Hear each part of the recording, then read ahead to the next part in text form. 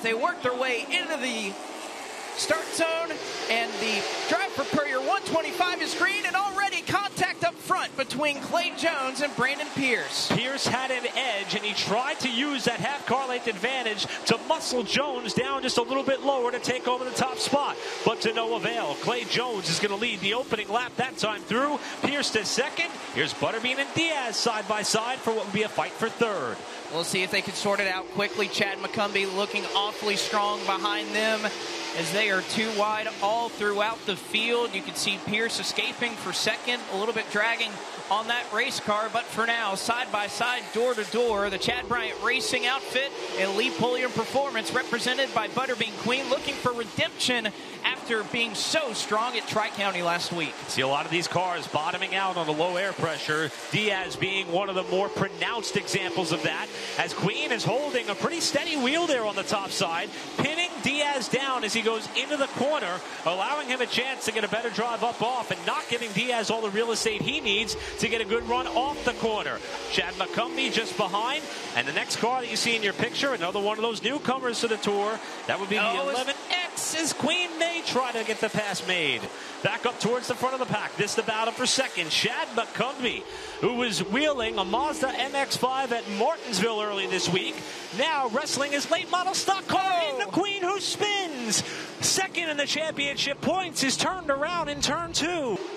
Going to be the most interesting choose, I think, all night, is already up at the front of the field. They will be side by side. Big slip out of the top lane for Buddy Isles, but he gets the job done. He gets to jump about 4 cars as a result of the choose and is into second. A great call for that number 11 camp. North Carolina, oh, trouble. Hard to the outside wall. That is Ethan Johnson out of Fuquay Varina. And a lot is happening at Wake County tonight. Will lead us into the KRC Power Steering restart zone. Contact made at the front of the field as McCarty and Jones come together. A little bit of smoke further on back. Believe it was Buddy Isles and perhaps Minnie Tyrell. But Jones just off of turn 4, able to clear for the race lead. Here in that smoke is from Brandon Pierce. Just like Buddy Isles, who's sideways after a nudge from McCumbee. Just like Buddy Isles, the restart before. 5th to 2nd for Bobby McCarty in the 6th. Isles to 3rd. McCumbee to 4th. And now Brandon Pierce in the 2 car, trapped outside of Andrew Grady, trying to get back up to the top 5. What a drive he has had so far, and there is not so much as a scratch on that race car yet. Quapple started back in 18th as McCarty has a look inside of Jones, who leaves the door open for the 3-time titleist, and Bobby McCarty takes the lead away on lap 43. Quapple, I think this is why Carson is such a great driver. You can see the patience he's exuding as Landon Huffman and Buddy Isles spin off of turn 4.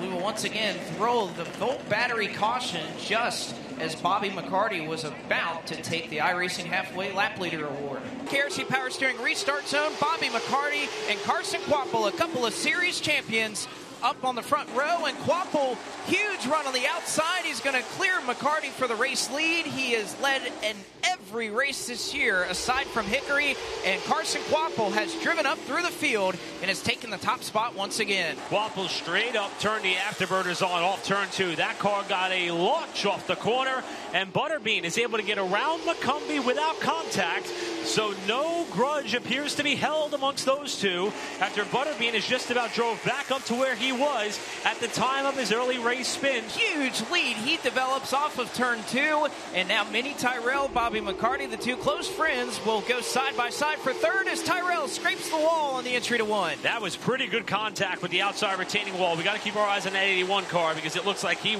I would say white-walled, he yellow-walled those tires on the right side, and he's going to sustain some more damage, but he appears to be no worse for the wear. He continues on outside McCumbee for 4th. McCumbee having a look. You have to wonder if the early race contact is in the back of McCumbee's mind. He is being very patient with Butterbean as now Diaz looks high. Look at the line that Diaz is able to take. He's able to enter high, cut low, carries all that momentum, and that 24 car surging here late in the going. How fast is Mason Diaz? He's now up into the 3rd spot. He may even have 2nd here before too long as he tries to trace down Brendan Queen. So fastest car on the racetrack has flipped from that 0-3 back to the 24 car. And you can see Diaz, he is so fast, he's able to enter high, really cut down on exit and just build up a huge run of momentum. Here comes Mason Diaz down to the inside. A little bit of contact almost between he and Brendan Queen. Diaz now may have a fender inside, not quite. Here he comes again, down low, trying to get that launch off the corner. Ronnie Bassett waiting in the wings should something happen as we are under 10 to go. The lead for Carson Kvapil, 3.5 seconds. This the battle for second. Contact there. Queen sideways. Here they come off the corner, nearly 3 wide for the second spot. Bassett thinks better of it. Diaz up the racetrack once again. They'll touch doors as they exit off of turn number 2. Now Bassett may make the job difficult for Brendan Queen. Bassett looking down to the bottom, thought about it, making 3 wide for the second time. But now Bassett, does he have a run at Diaz? Diaz makes the pass. Bassett and Butterbean, 04-03, side-by-side off the corner. McCumbee is back into this fight as well with the side-by-side battle, as is Landon Huffman. And he'll take 2 to go, hoping that nothing happens between these two drivers that would stack them up once again as Diaz up the racetrack. Somebody is dragging something down the back straightaway, but Carson Kvapil is able to get to the white flag. Contact off the corner. Diaz and Bassett still slamming into one another as Carson Kvapil is a half lap from victory. Kvapil into 3 and 4 for the final time, and for the 5th time here, Carson Kvapil is a Cars Tour winner. As they battle for second behind them, it's going to be Mason Diaz who gets the best of that fight behind them. But Carson Kvapil, yet again, takes the checkered flag